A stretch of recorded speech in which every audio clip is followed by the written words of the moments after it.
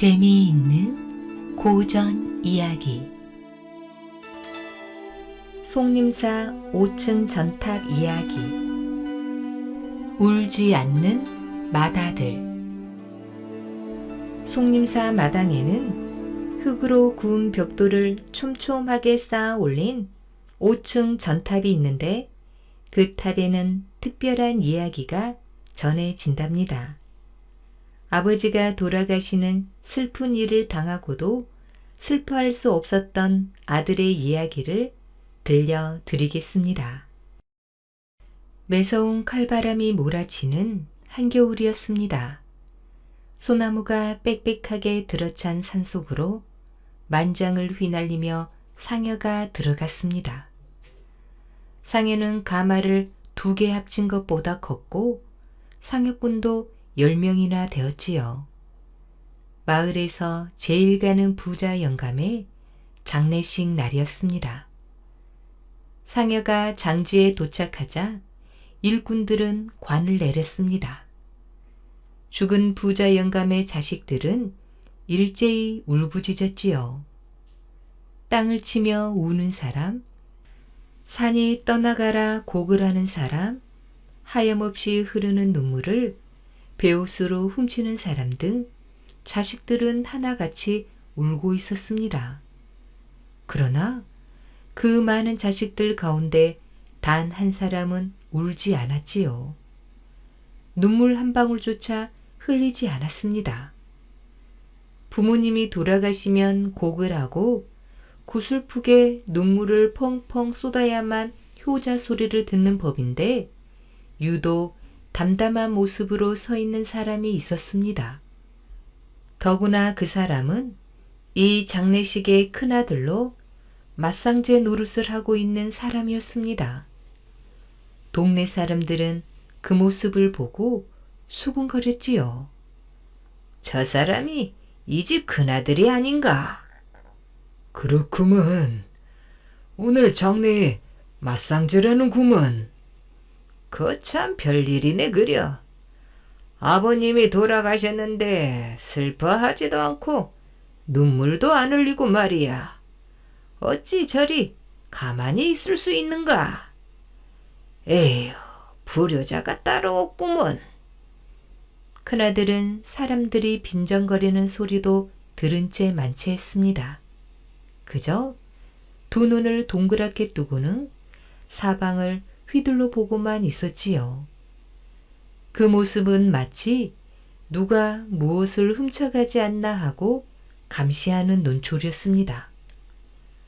상여에서 관을 내리는 일꾼들과 마을 사람들, 그리고 문상을 온 사람들까지 모두 그의 모습을 보고 수군거렸습니다. 그의 동생들과 친척들까지도 큰아들을 못마땅하게 여겼지요. 사람들의 따가운 눈총에도 아랑곳하지 않던 큰아들이 갑자기 소리쳤습니다.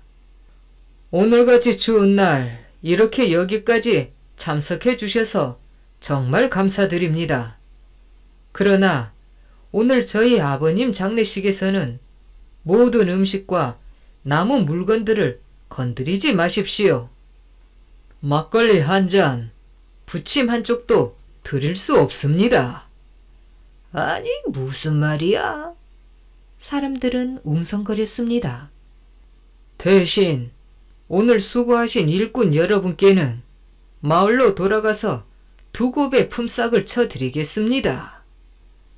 큰아들의 말을 들은 사람들은 술렁대기 시작했습니다.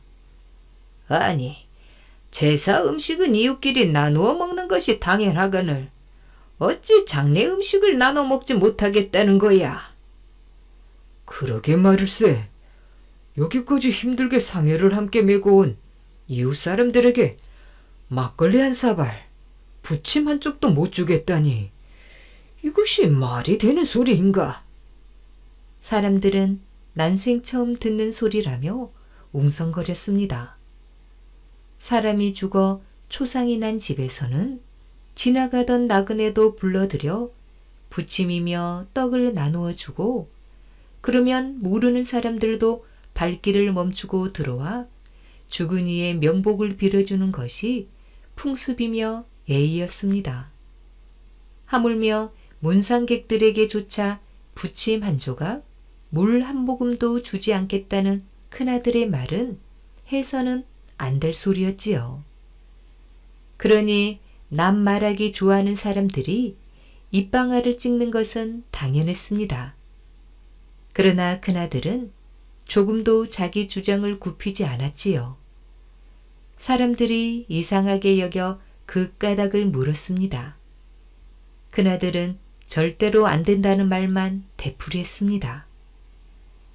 큰아들이 이렇게 강하게 고집을 피우니 문상 온 이웃들은 정말로 부침 한 조각도 입에 댈 수 없었지요.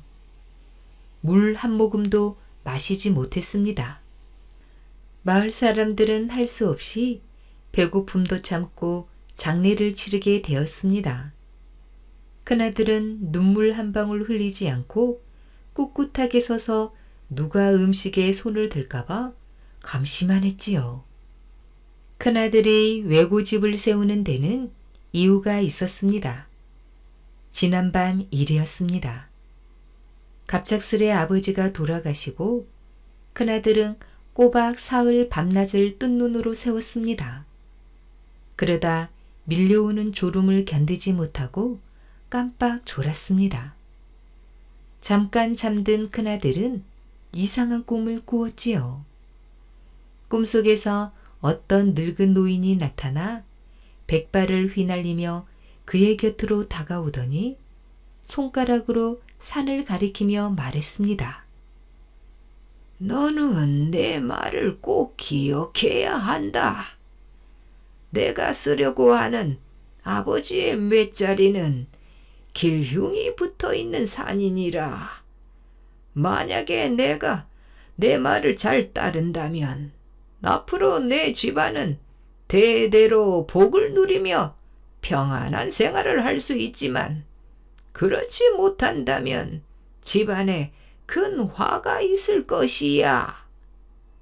큰아들은 소스라치게 놀라 무릎을 꿇고 백발 노인에게 사정을 했습니다. 어르신, 그냥 가지 마시고 좀 가르쳐 주십시오. 어떻게 해야 우리 집안이 화를 피하고 복을 얻을 수 있겠습니까? 그러자 노인은 긴 수염을 한 번 쓰다듬더니 먼 산을 바라보며 입을 열었습니다. 그럼 내 말을 명심해 듣고 틀림없이 그대로 따라야 하느니라. 그러면 애군을 떨치고 오히려 복을 얻을 수 있으리라. 장례를 끝마치기 전까지는 누구에게든 아무것도 주어서는 안 된다. 막걸리 한 잔, 부침 한 조각은 물론이며 목이 마른 사람한테 물 한 모금 주어서도 아니 된다. 그리고 장지에서는 나무 토막이나 거적대기 한 장이라도 남에게 주어서는 안 될 것이야. 그러니 어떤 일이 있어도 장례식 때 쓰던 물건을 잘 간수하여 하나라도 잃어버리지 않도록 주의하여라. 만약 내 말대로 하지 않으면 너는 거지가 되고 3대를 못 가서 대가 끊어지고 말 것이다. 끔찍한 말을 남기고 노인은 연기처럼 사라져 버렸습니다. 어르신! 어르신! 큰아들은 깜짝 놀라 자리에서 벌떡 일어났습니다. 어찌나 꿈이 생생한지 조금 전까지 노인이 옆에 있던 것 같았지요. 큰아들은 보통 꿈이 아니라는 생각에 조금 전 꿈 장면을 찬찬히 떠올리며 곰곰이 생각했습니다. 그 노인은 어딘지 모르게 낯익은 얼굴이었습니다. 어디서 많이 본 듯 친근하게 느껴지기까지 했지요. 아하, 조상님 중 한 분이 틀림없구나. 미리 집안의 액을 막아주려고 꿈에 나타나서 예언을 해주신 거구나. 큰아들은 이 꿈을 꾼 후로 온 신경이 곤두섰습니다. 혹시 누가 목이 마르다고 물 한 잔이라도 따라 마시지는 않는지, 출출하다고 부침 한 조각이라도 입에 넣는 건 아닌지, 이곳저곳 사람들을 감시하느라 화장실 갈 새도 없었습니다. 큰아들은 장례를 무사히 치를 때까지 마음을 놓을 수가 없었지요. 마침내 관을 땅속에 내렸습니다. 일하는 사람들은 모두 배가 고프다, 목이 컬컬하다 하며 불평을 했습니다. 그러나 품삯을 2배로 쳐준다는 말에 꾹 참고 일했지요. 큰아들은 여전히 불안한 눈초리로 사방을 두리번거리며 사람들을 감시했습니다. 꿈속에서 노인이 한 말을 믿고 그 말에 따르려고 길을 쓰고는 있지만 생각해보면 참으로 기가 막힌 일이었지요. 음식 관리를 잘못해서 누가 떡 한 조각이라도 먹는 날에는 하루아침에 거지가 된다니 말입니다. 게다가 자손한테까지 화가 미쳐 대가 끊긴다고 하니 잠시도 감시를 소홀히 할 수 없는 노릇이었습니다. 스산한 겨울바람을 타고 눈발이 날렸습니다. 장례식이 끝날 무렵에는 한방눈이 되어 펑펑 쏟아졌지요. 이윽고 관이 땅에 묻히고 그 위로 자식들이 저마다 흙 한 줌씩을 뿌리며 고글하기 시작했습니다. 장례가 끝나기를 기다리는 마을 사람들은 추위에 발을 동동 굴렀습니다. 그때였습니다. 거지 한 무리가 산으로 올라왔지요. 날도 춥고 한방눈도 내려 구걸도 제대로 못한 배고픈 거지들이었습니다. 부잣집 장례식이 있다는 소문에 멀리서부터 찾아온 거지도 있었습니다. 장례식에는 언제나 넉넉한 인심과 제사 음식이 넘쳐난다는 것을 너무도 잘 아는 사람들이었지요. 거지들은 얼씨구나 싶어 쟁걸음으로 다가왔습니다. 여보시오, 상준이. 날씨도 춥고 배가 고파 죽을 지경입니다. 제발 먹을거리 좀 주십시오. 거지들은 먹을거리를 달라고 조르기 시작했습니다. 그나들은 절대 안 된다며 들은 척도 하지 않았지요. 불쌍한 거지들한테 은혜를 베푸셔서 떡 한 조각이라도 좀 주십시오. 거지들은 떼를 쓰며 매달렸지요. 절대 안 돼. 부침 한 조각도 절대로 줄 수 없다. 그나들은 눈을 부라리며 화를 냈습니다. 잔뜩 기대하고 산꼭대기까지 달려온 거지들은 기운이 쏙 빠졌습니다. 빌어먹을. 아무리 노랑이 구두쇠라 해도 장례 음식만큼은 나눠 먹는 것이 인지상정인데 그걸 아까워하다니. 에이, 천하의 몹쓸 인간이구먼. 거지들은 퇴퇴 침까지 뱉으며 욕을 했습니다. 죽은 사람이 누군지는 몰라도 극락가긴 다 글렀어. 우리 같은 거지들한테 은혜를 베풀어야 저승에 가서도 복을 받을 텐데 말이야. 자식들이 저 모양인데 복은 무슨 복? 거지들이 행패를 부려도 큰아들은 들은 채 만체했습니다. 여보게들, 빨리빨리 하게나. 날씨도 점점 추워지고 날도 어두워지는데 어서 마치고 돌아가야 하지 않겠나. 큰아들은 일하는 사람들을 독촉했습니다. 큰아들은 불안해서 견딜 수가 없었지요. 행패를 부리던 거지들이 음식에 손이라도 댄다면 큰일이었습니다. 잘못하면 자손이 끊기고 자신도 거지 신세가 될 수 있다는 생각에 미치자 장례식이 채 끝나기도 전에 주섬주섬 음식들을 챙기기 시작했습니다. 음식들 챙겨서 어서 집으로 돌아가라. 집에 돌아가지고 가서도 절대로 사람들 손에 닿지 않도록 꽁꽁 숨겨두어야 한다. 큰아들은 믿을 만한 하인을 불러 엄하게 일렀습니다. 혹시나 거지들이 화가 나서 음식을 훔치지 않을까 걱정이 되었기 때문이지요. 큰아들이 이렇게 음식을 돌려보내자 거지들은 화가 머리끝까지 치밀어 올라 마구 욕설을 쏟아냈습니다. 에이, 지옥에나 빠져버려라. 어디 그렇게 구두쇠 노릇해서 잘 사나 두고 보자. 큰아들은 집으로 돌려보낸 음식이 자꾸 걱정이 되었습니다. 가다가 누가 막걸리라도 한 모금 마시면 어쩌나? 아무것도 모르는 하인이 음식을 이웃에게 나눠주면 어쩌나? 별의별 걱정이 다 되었지요. 안절부절 정신이 몽롱해지기까지 했습니다. 큰아들은 곧 상여를 불태웠습니다. 음식을 담았던 그릇이며 상주들이 떨어뜨린 옷가지며 나무 조각, 종이 한 장까지 모조리 불태웠습니다. 장례를 모두 마치고 하는 의식이지만 마음이 급한 큰아들은 서둘러 태워버렸습니다. 그러니 남은 것이라고는 무덤을 만들기 위해 흙을 실어 나를 가만히 몇 장뿐이었지요. 마음 같아서는 그것마저 태워버리고 싶었습니다. 큰아들은 가마니를 집어들었지요. 그것마저 태우시면 어찌 흙을 나르라는 말씀입니까? 한창 가마니에 흙을 담던 일꾼이 말했습니다. 일꾼들은 큰아들을 말렸습니다.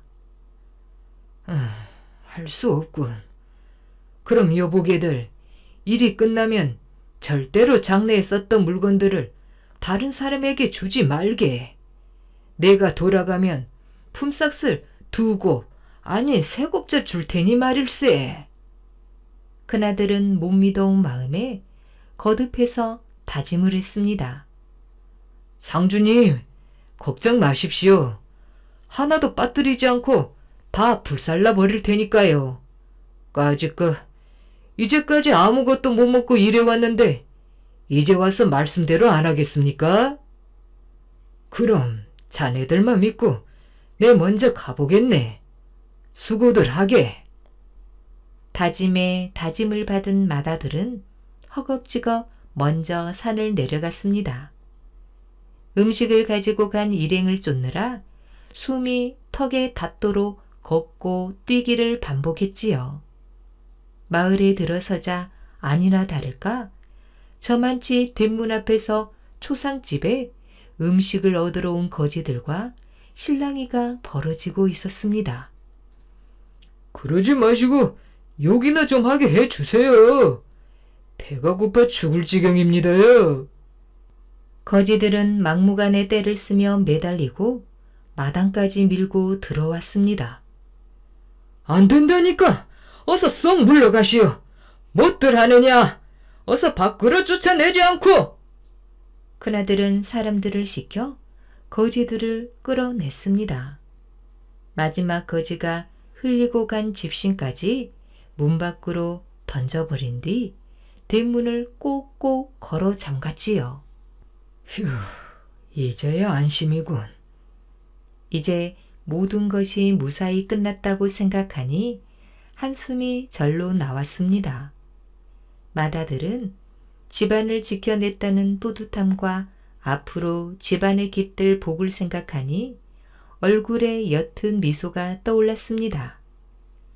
산에서는 일꾼들이 하루 종일 아무것도 먹지 못한 채 손을 호호 불며 무덤을 만들고 있었습니다.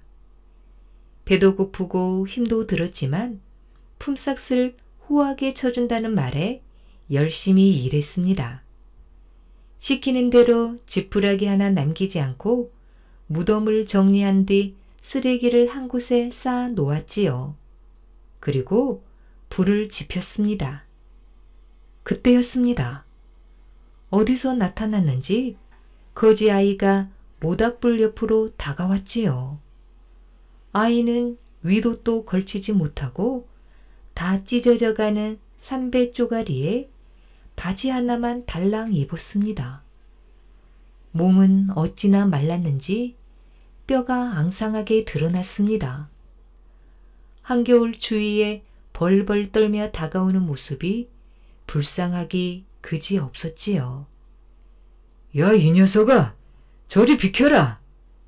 일꾼들은 거지 아이를 쫓아내려고 했습니다. 그러자 아이는 더 이상은 추워서 못 견디겠다는 얼굴로 말했지요. 아저씨들 너무하세요.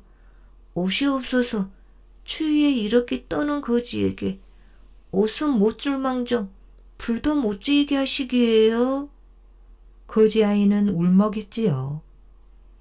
이 녀석이 저리 가라는데 웬 잔소리가 그리 많아? 일꾼 중에 한 사람이 아이를 밀쳤습니다. 아이는 코에서 코피를 쏟으며 힘없이 벌러덩 넘어졌지요.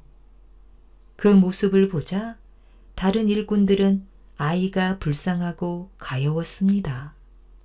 집에서 기다리고 있는 자식들이 눈에 아른거렸지요.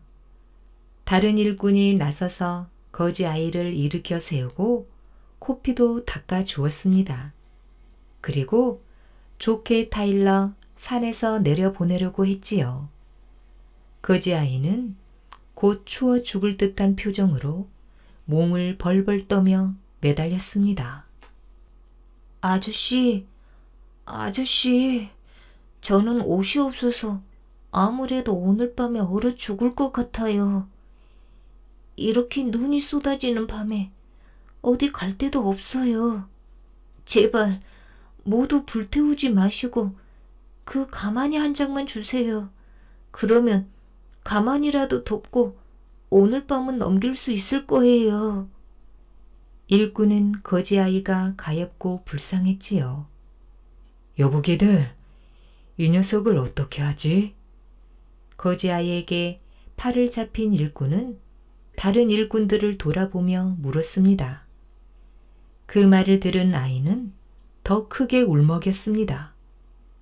추워. 제발요. 제발. 아저씨, 가만히 한 장만 주세요. 네. 안 된다. 상주님이 절대로 주지 말라고 분부했단다. 한 일꾼이 어쩔 수 없다는 듯이 말했습니다. 그러자 옆에 있던 다른 일꾼이 말했습니다. 까짓거 이 헝가만히 한 장 줘서 보낸다고 하늘이 무너지기야 하겠나? 안 그래? 그렇게 하세. 이 녀석을 보니 자식 생각이 나서 발길이 안 떨어지겠네. 이 추운 날 어찌 저꼴로 버티겠는가? 우리끼리만 아는 일로 하고 말이야. 그 말을 들은 거지 아이는 얼른 아직 타지 않는 가마니 한 장을 집어내 몸에 걸쳤습니다. 이 녀석아, 다른 사람이 보면 큰일 난다. 어서 멀리 떠나거라. 네, 아저씨, 감사합니다. 이 은혜를 잊지 않겠습니다. 거지 아이는 꾸벅 인사를 했습니다. 아이가 돌아서자 모두 한마디씩 했지요. 불쌍한데 잘 주었지. 이 추운데 얼마나 고생을 하겠나. 그래, 그까지 헝가만이 한 장쯤인데 우린 어서 마무리하고 내려가세. 일꾼들은 모닥불이 꺼지자 한 번 더 남긴 것이 없나 확인하려고 주변을 둘러봤습니다.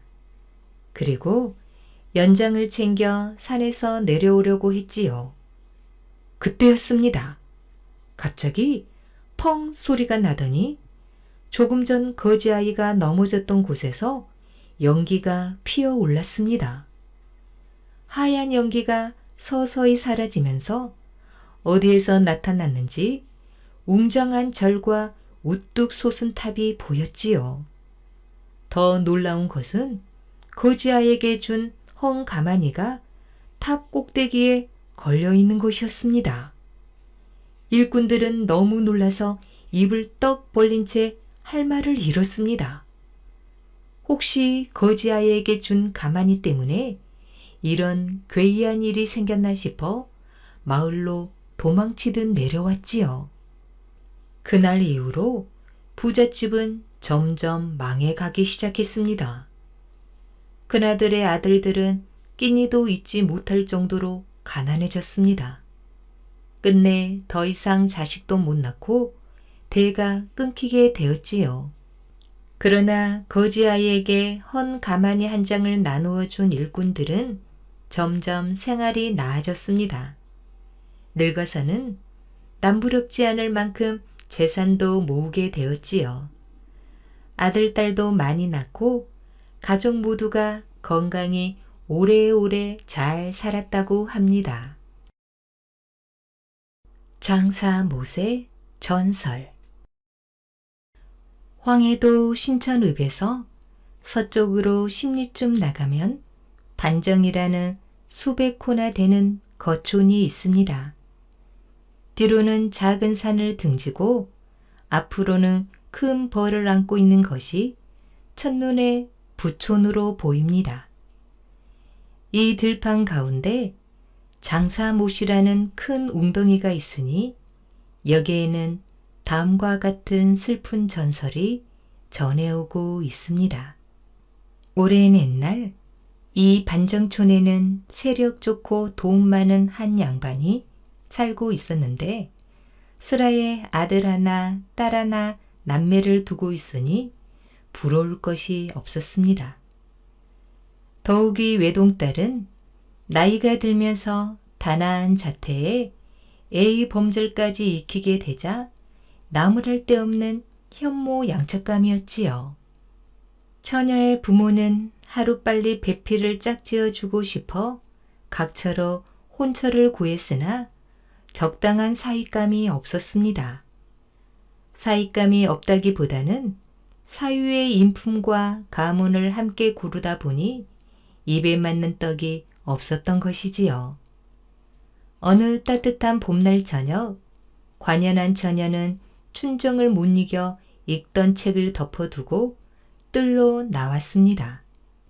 교교한 달빛 아래 처녀만이 홀로 있는 초당에는 향긋한 봄바람이 잠자는 꽃잎을 흔들어 깨울 뿐이었지요.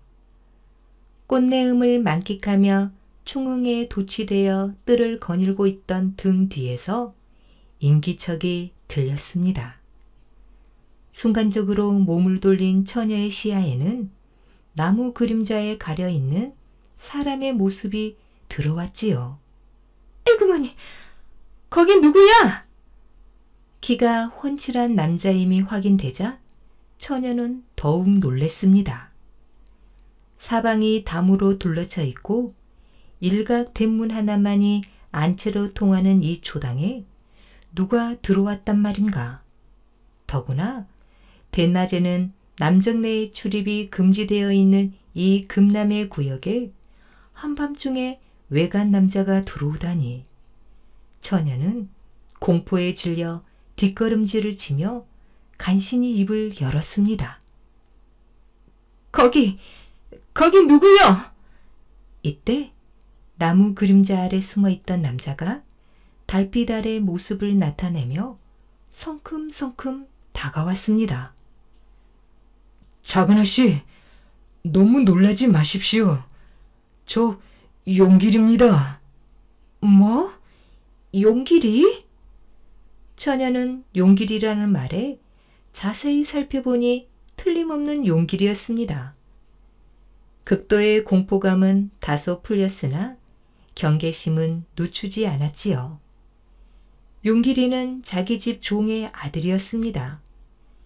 비록 신부는 천하지만 체격이 장대하고 기운이 장사였습니다.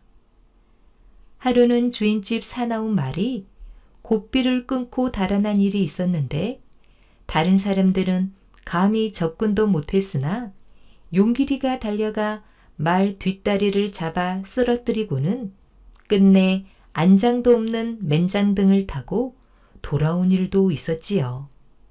그리고 한 번은 서울의 500리 길을 하루 만에 다녀오기도 했습니다.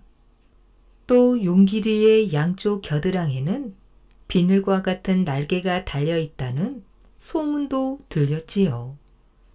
처녀는 자기 부모들이 그놈이 신분만 전하지 않았다면 큰 장수감인데. 우리가 용기리 놈 같은 사이를 얻었다면 얼마나 좋겠소. 아무리 아까우나 신분이 종놈의 자식이니 어찌하겠소. 제가 타고난 운명을 한탄할 수밖에. 하고 탄식하는 소리를 들었습니다. 처녀 자신도 멀리서 용길의 씩씩한 외모를 보고는 야릇한 정을 느끼기도 했지요.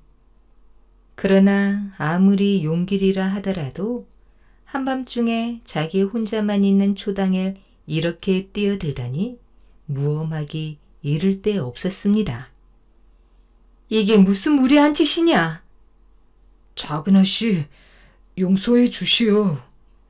용길이는 말은 그렇게 하면서도 조금도 머뭇거리는 기색도 없이 처녀의 손을 덥석 잡았습니다. 처녀는 손을 빼려고 바둥거려 보았으나 소용이 없었지요. 용길의 갑작스러운 행동에 처녀는 어쩔 줄을 몰라 했습니다. 처녀를 바라보는 용길의 눈에는 불꽃이 이글이글 타는 듯 했습니다. 이때 용길은 차분하면서도 우렁찬 목소리로 입을 열었지요. 작은아씨, 장사가 남의 용마가 나고 군자가 남의 숙녀가 나는 것은 천리가 아니옵니까?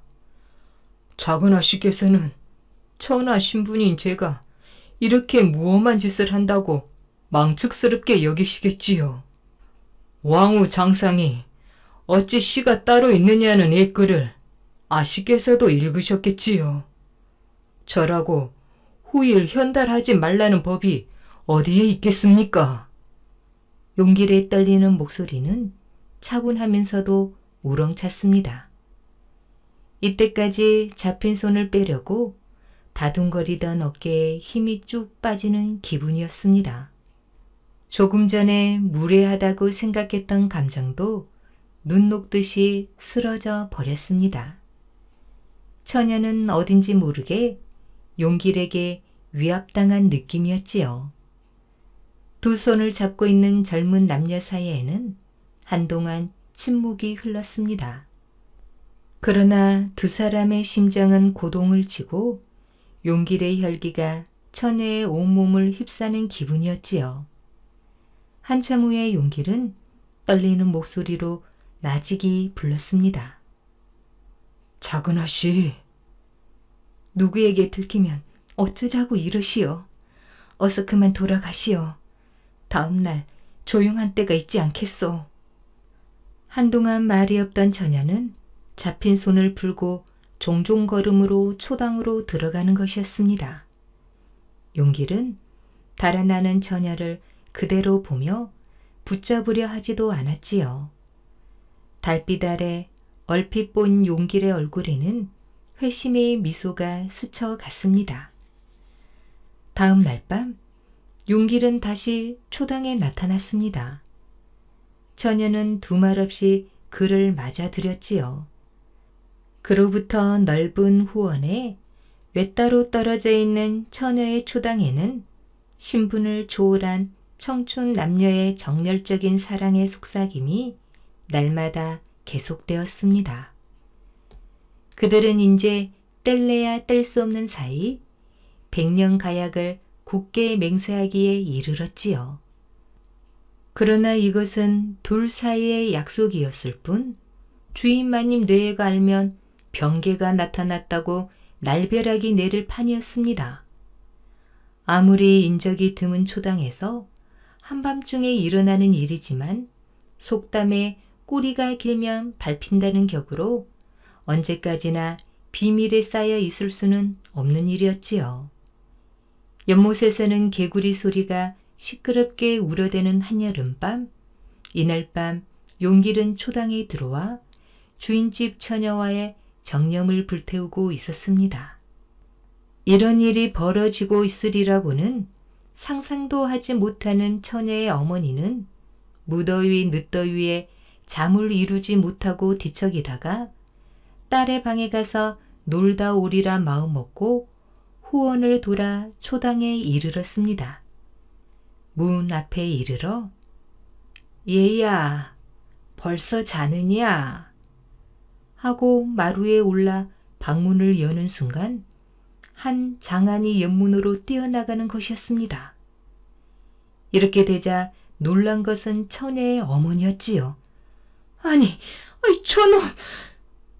어머니의 입에서는 본능적으로 고함 소리가 터져 나왔습니다. 그제야 자는 체하고 누웠던 처녀는 부시시 일어나며 시치미를 뗐지요. 어머니, 이 밤중에 웬일이세요? 웬일이다 뭐냐? 이게 어찌된 셈이냐? 웬일이세요? 무슨 일이 있었어요? 아니, 너는 모른단 말이냐? 자다가 일어난 사람 보고 왜 이러세요? 지금 용길이란 놈이 이 방에서 뛰어나갔다. 용길이가 여길 왜 왔을까요? 어머니가 잘못 보신 게 아니에요? 내가 아무리 눈이 어둡고 밤중이라 해도 용길이를 못 알아본단 말이냐. 시침이 떼지 마라. 소녀는 정말 모릅니다. 너무 더워 잠을 청하다가 깜빡 잠이 들었던 것인데. 처녀는 끝까지 모른다고 잡아댔습니다. 처음 주장한 것을 끝까지 우기는 것이 상책이라 생각한 것이지요. 이쯤 되자 자식의 주장을 그대로 믿는 것이 부모의 정리이고 설사 자식이 그렇다고 하더라도 끝까지 부정하고 싶은 것이 부모된 이의 공통된 심정이지요.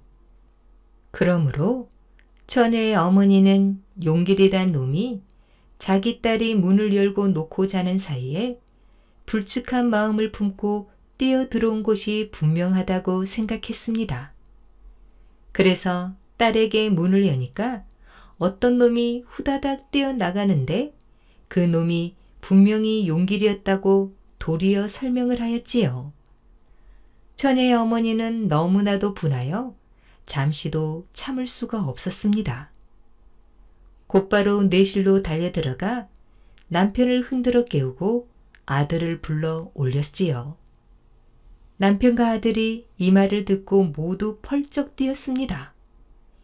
혈기왕성한 아들은 팔뚝을 걷어 올리면서 금방 요절을 낼 듯이 흥분했습니다.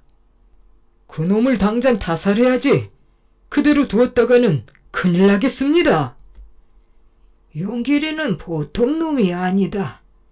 그놈의 겨드랑이에는 날개까지 돋은 장사인데 섣불리 건드렸다가는 도리어 해를 입기 십상이다.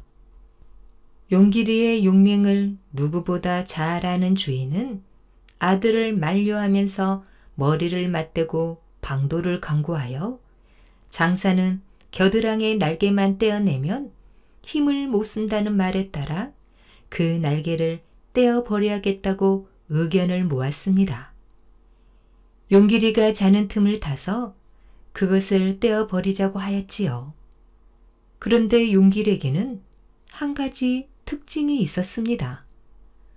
한번 잠이 들었다 하면 천하가 떠나가도 코를 골고 자는 곳이었습니다. 잠기가 어떻게 질긴지 깊이 잠이 든 후에는 누구도 깨울 수가 없었지요. 용길이의 이 점을 이용하기로 하였습니다. 그러나 용길이에게는 행여 눈치를 보이면 안 되겠으므로 일체 내색을 하지 않고 일을 은밀히 추진하기로 하고 이튿날 아침 가장 신복인 하인을 불러 은밀히 분부했습니다. 그 하인은 용길이가 장사라고 칭송을 받는 데에 대하여 은근히 질투하고 있던 터라 기회가 왔다고 좋아하였지요. 그날 밤 처녀 방에서 황망히 뛰쳐나온 용길이는 필시 무슨 거조가 있을 거라고 생각하였으나 이튿날이 되어도 아무 동정이 없으므로 불안을 느끼면서도 이튿날 밤 초당으로 숨어 들어갔습니다. 처녀에게 물어보면 사태의 추이를 알 수 있으려니 하고 방문을 열었으나 방 안에는 아무도 없었지요. 그날 밤으로 안채로 옮긴 처녀가 거기에 있을 리가 없었습니다. 사흘째 되는 날 용길이는 초조한 마음을 걷잡을 수가 없어 자기 어머니에게 물었습니다. 작은 아씨가 초당에서 안채로 옮겼다면서요? 아니, 내가 그걸 어떻게 아느냐? 돌쇠 어멈이 그러던데요. 그저께 저녁에 안채로 옮긴 모양인데 웬 까닭인지는 모르겠더구나. 어쩐 일인지 안채로 옮긴 후로는 그 고운 얼굴에 수심이 가득하고 우스운 소리로 해도 웃지 않으며 그 좋아하던 글 공부도 건성으로 한다더라. 그 말을 들으니 용길이의 마음은 더욱 안타까웠습니다. 그렇다고 늘 사람이 들락거리고 문이 첩첩한 안채로 처녀를 찾아 들어가기는 불가능한 일이었지요. 혹시나 안채의 동정을 살필 수 있을까 하는 기대에서 바깥마당을 어정거리던 용길이는 연못가에 서 있는 돌배나무 아래서 거적을 깔고 누웠다가 자기도 모르는 사이에 그냥 잠이 들어버리고 말았습니다. 언제나 용길이의 동정만을 살피던 하인이 이 기회를 놓칠 리가 없었지요. 용길이가 깊은 잠에 빠진 것을 확인한 하인은 굵은 밧줄로 칭칭 동여매고는 날카로운 칼로 겨드랑이의 날개를 떼어버리고 말았습니다. 이젠 기운이 장사인 용길이도 힘을 전혀 쓸 수가 없었습니다. 일이 성사한 것을 한 안주인은 용길의 몸뚱이에 큰 돌멩이를 달아 들판 가운데 있는 청길못에 던져버리라고 명했습니다. 날개를 떼어 조금도 힘을 못 쓰는 데다가 몸에는 무거운 돌멩이까지 달아 제 아무리 장사인들 살아나올 수 없었지요. 더구나 그 웅덩이는 실구리 하나가 다 풀려 들어간다는 깊은 못이었습니다. 하인들이 용기를 못속에 던지자 용길이는 한참 만에 다시 불쑥 솟구쳐 상반신을 물 위로 드러내놓고 목가에 서 있는 처녀의 오라비를 노려보며 부르짖었습니다. 내가 이제 살아보았자 아무 소용이 없으므로 죽기는 죽는다. 그러나 내가 죽으면 반드시 내 누이도 따라 죽을 것이니 내 누이의 시체도 나와 같이 이 못 속에 던져다오. 만일 내 말을 어기면 내 집안에 큰 우환이 있을 것이니 명심하라. 말을 마치자 용길은 다시 물속으로 잠겼습니다. 그리고는 한참 뒤 큰 왕벌 한 마리가 물속에서 나와 못을 한 바퀴 돌고는 윙 소리를 내고 어디론가 날아가 버렸지요. 그 뒤부터 이곳 사람들은 이 웅덩이를 장사못이라고 부르게 되었습니다. 불우한 장사 용길이가 이렇게 무참히 죽은 이튿날 아침 처녀 어머니가 처녀의 방문을 열어보니 어딜 갔는지 보이지 않았습니다. 얼핏 불길한 예감이 들어 앞뒤로 찾아보았더니 처녀는 뒷곁 배나무에 목을 메고 자살한 것이었습니다. 처녀도 용길이의 뒤를 따라간 것이지요. 처녀의 방 서안 위에는 저의 시체도 용길이와 같이 청길 못에 던져주십시오. 불효 소녀의 마지막 소원입니다. 유서가 놓여 있었습니다. 그러나 신분과 체면만 따지는 처녀의 집에서 그 소원을 들어줄 리가 없었지요. 양반집 교수를 종놈과 합장하다니 어림도 없는 말이다. 처녀의 아버지는 펄쩍 뛰며 처녀를 다른 곳에 묻어주었습니다. 이리하여 용길이와 처녀는 죽어서도 떨어져 있을 수밖에 없었습니다. 그 뒤로 이 집안에서는 여자아이가 태어나서 15이 넘기만 하면 죽어버리곤 하여 15이 되기 전에 서둘러 시집을 보냈지요. 그리고 국 같은 것을 하면 을에 용길의 넋이 나타나서 소 다리 하나씩은 반드시 장사못에 넣어 주었다고 합니다. 원나라의 왕후가 된 고려 여인. 시골에서 아버지를 모시고 농사를 지으며 지내온 기처녀는 개경으로 급히 올라오라는 오빠의 기별을 받고 서둘러 상경했습니다. 올라오느라 수고했다. 실은 이번에 원나라 황실의 궁녀로 고려 여자를 뽑는다 하여 우리들이 너를 청거했다. 그러니 너는 속히 원나라에 갈 준비를 하도록 하거라. 오빠 기철이 오랜만에 만나는 누이에게 별다른 말도 없이 이렇게 말하니 기처녀는 당황할 수밖에 없었습니다. 오라버니, 이렇게 갑자기 원나라에 가라 하시면 아버지는 어찌합니까? 아버지는 우리가 알아서 모실 테이니 걱정하지 말거라. 그러니 혹여 원나라에 가지 않겠다는 말은 하지도 말아라. 우리들이 이미 너를 청거해 놓았으니 이제 와서 아니 갈 수도 없는 노릇이다. 만일 내가 가지 않으면 우리 기씨 문중이 위태로워진다. 만약 그렇게 되면 아버지나 우리들은 목숨을 부지하기 어려울 것이야. 기처녀는 오빠 기철이 이렇게까지 말하니 어쩔 도리가 없었습니다. 그녀는 아버지께 인사도 못하고 그 길로 원나라에 가게 되었지요. 멀고 먼 여정 끝에 기처녀는 원나라에 도착했습니다. 그녀는 원의 궁정인 휘정원의 궁녀로 있다가 황제의 눈에 띄어 신분이 급상승하게 되었습니다.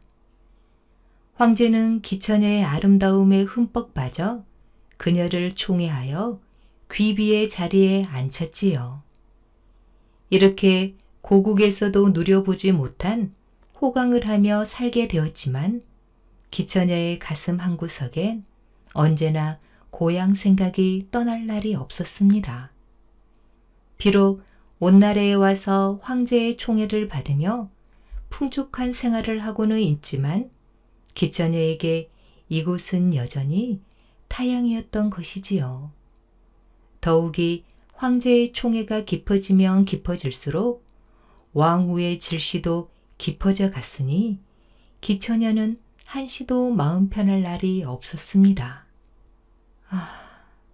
아버지는 잘 지내고 계시는지, 그 사람은 또 어떻게 지내는지, 내가 이곳에서 이렇게 지내는 것을 불화 그 사람은 알고 있을까? 기처녀는 고향 땅에서 함께 지냈던 불화가 생각났습니다. 이곳으로 온 처음에는 불화 생각에 잠도 못 이루고 눈물로 지새던 때가 많았습니다. 이젠 잊을 때도 되었건만 아직도 지워지지 않는 얼굴이었습니다. 그 사람은 지금쯤 어여쁜 교수와 혼인하여 잘 지내고 있겠지. 불화는 기처녀가 어려서 아버지와 함께 시골로 내려갔을 때 이웃집에 살고 있던 소년이었습니다. 기처녀의 아버지는 퇴직한 관리였던지라 불화는 기처녀의 아버지에게 글을 배우기 위해 매일 그녀의 집을 드나들었지요. 그리하여 둘은 어려서부터 자연스럽게 어울렸고 나이가 들어 제법 어른스러워진 후에는 서로를 사랑하는 감정을 가지게 되었던 거지요.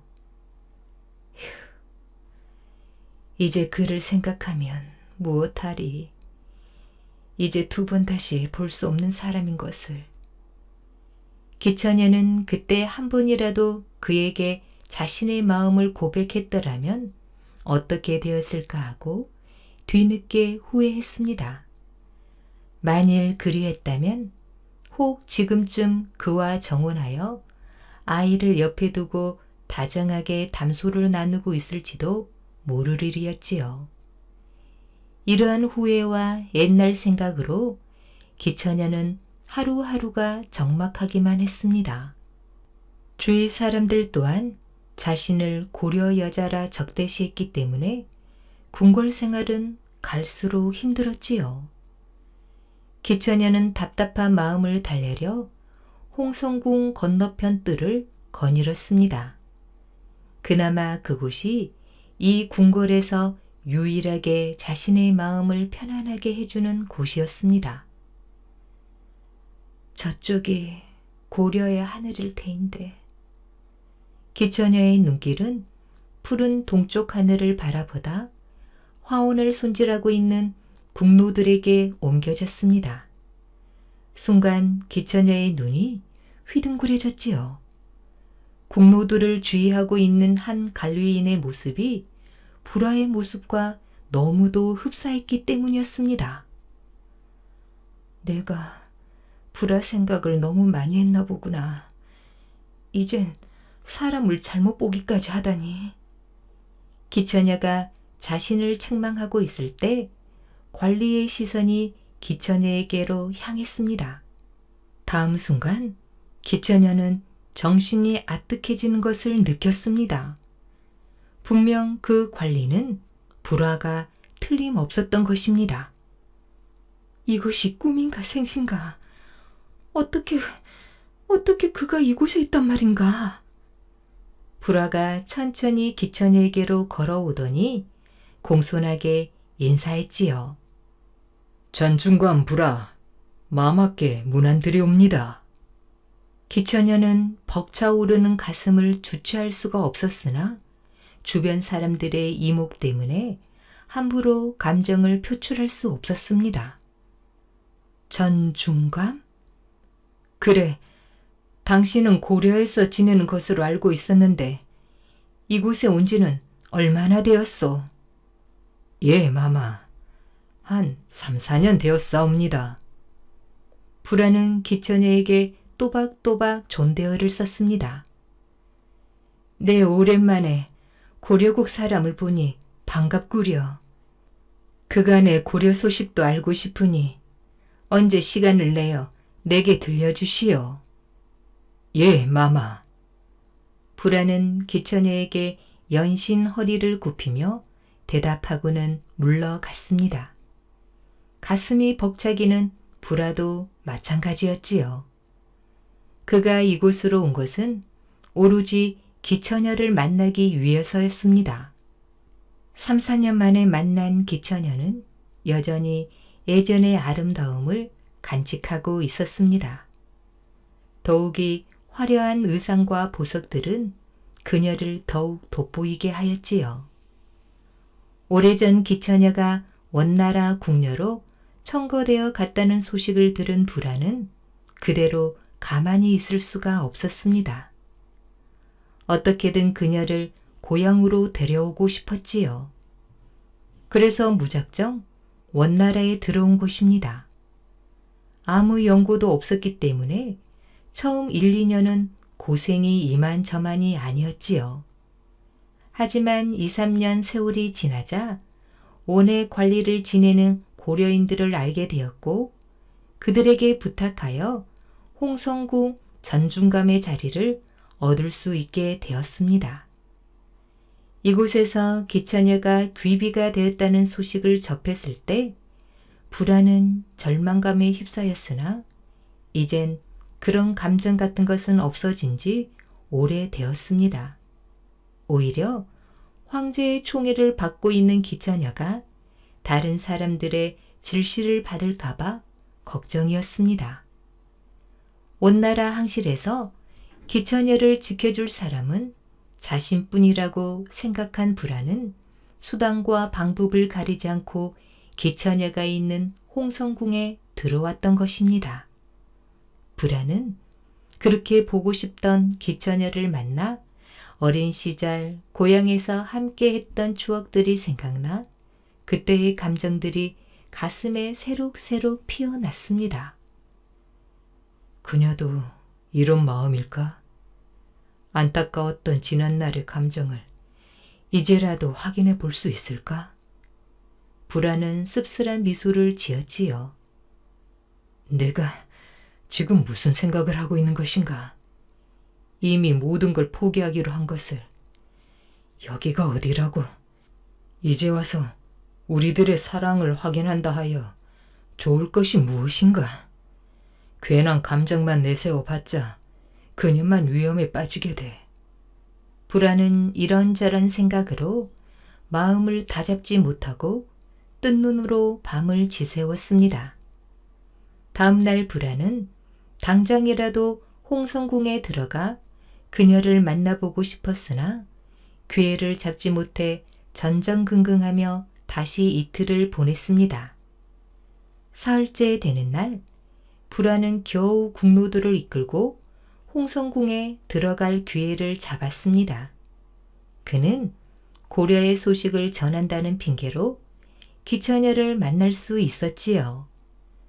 불안은 주위의 눈치를 살피며 기처녀의 방으로 들어갔습니다. 어서 오세요. 여기 차를 준비하였으니 천천히 드시고 고려 이야기나 해주시어요. 기처녀는 궁녀들을 의식하여 이렇게 말하였으나 궁녀들이 방에서 물러나자 참았던 눈물을 쏟고 말았습니다. 이렇게 만나다니 죄송해요. 불화 도련님, 소녀 이곳으로 오지 말았어야 하는 것을 용서하세요. 소녀 어찌하다 이렇게. 기처녀는 차마 큰 소리로 울지도 못하고 소리 죽여 흐느꼈습니다.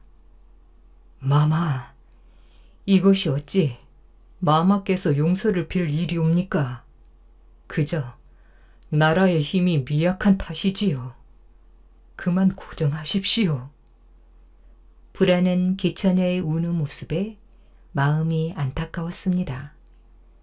가까이 다가가 안아주고 싶었으나 이젠 그 옛날의 그녀가 아니었습니다. 그는 한숨을 내쉬며 마음을 다잡았지요. 마마, 저는 이렇게 마마를 옆에서 바라볼 수 있는 것만으로도 족합니다. 부디 마마의 옥체를 보전하옵소서. 미약하나마 소인이 최대한 보필해 드리겠사옵니다. 도련님, 제가 무슨 낙으로 이곳에서 살 수 있으리까? 이곳은 너무도 무섭습니다. 그간 기처녀는 왕후와 다른 후비들의 시기에 몇 번이고 죽을 고비를 넘긴 터였습니다. 마마, 그리 생각하지 마옵소서. 마마는 황제의 어엿한 귀비이시옵니다. 위엄을 갖추십시오. 그리하면 다른 이들도 마마를 업신여기지 못할 것이옵니다. 시골에서 자란 제게 위험이 있을 것이 무엇입니까? 마마, 소신이 도와드리겠사옵니다. 이날 이후 불안은 틈나는 대로 기처녀에게 여러 가지 책을 가져다 주었습니다. 그 책들은 효경을 비롯하여 사서 삼경, 열려문, 궁중행실록 등 기처녀에게 많은 도움이 되었지요. 기처녀는 처음에는 불화가 갖다주는 책에 별 관심이 없었으나 차츰 불화의 정성에 감복하여 그 책들을 탐독하기 시작했습니다. 한 권, 두 권 읽기 시작한 책들이 몇 년 후 기처녀의 학식을 웬만한 학자도 못 따라올 정도로 고양시켰지요. 이렇게 되자 기천야는 황실의 모든 이로부터 인정을 받게 되었고 특히 황제의 총애는 더욱 깊어져 제2왕으로 승격되었습니다. 그녀는 좌우 정궁왕후에 봉해져 고려의 여인으로는 처음이자 유일하게 중국의 황후가 되었지요. 또한 그녀는 원나라 역사상 가장 뛰어난 왕후의 한 사람으로 기록에 남게 되었습니다. 한편 기천여의 오빠 기철은 동생이 원나라의 황후가 되자 그 권세를 등에 업고 활개를 치다 배원 정책과 국토 회복 운동을 전개하던 공민왕에게 죽임을 당하였습니다. 이에 기왕후가 고려인 최유에게 군사 1만을 주어 공민왕을 폐위시키고 원나라에 와 있던 26대 충성왕 셋째 아들 덕훈군을 왕으로 옹립할 것을 명했습니다. 기왕후의 이 계획은 최유가 압록강에서 대패하고 원나라의 국력 또한 쇠퇴일로 있었기 때문에 실패로 돌아갔으나 이것만으로도 당시 그녀의 세도가 어느 정도였는지를 잘 알 수 있었습니다. 하지만 기왕후가 이 정도의 권세를 누리며 후세의 길이 이름을 남길 수 있었던 것은 그녀 옆에서 사사로운 감정을 죽이고 성심껏 그녀를 보살펴준 불화의 덕분이라 해도 과언이 아닐 것입니다. 오늘 준비한 이야기는 여기까지입니다. 더 재미있는 이야기로 다시 만나겠습니다. 꿀잠 주무세요.